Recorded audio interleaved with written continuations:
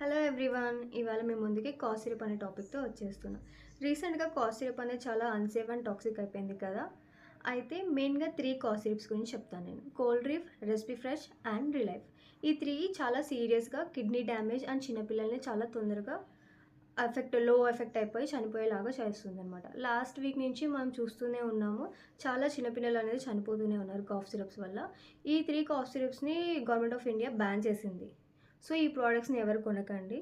And ఏ product అయినా cough syrups కానీ ఏ ప్రోడక్ట్ అయినా కానీ డాక్టర్ ప్రిస్క్రిప్షన్ లేనిది ఎవరు కొనకండి. ఈ 3 కాఫ్ సిరప్స్ ఆల్రెడీ బ్యాన్ చేశారు. బ్యాన్ చేసిన తర్వాత కూడా ఇలానే మళ్ళీ ఎవరైనా సెల్లింగ్ అండ్ డిస్ట్రిబ్యూషన్ చేసిన ప్రకారం అయితే according to drugs and cosmetics act 1940 section 27A ప్రకారం లైఫ్ ఇంప్రిజన్మెంట్ పడుతుంది. నాట్ లెస్ దెన్ 10 years అనమాట.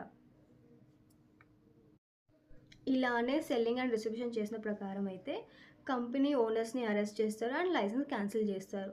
ఫర్ రిఫరెన్స్ కేసులో Mohammed Shabbir versus state of Maharashtra.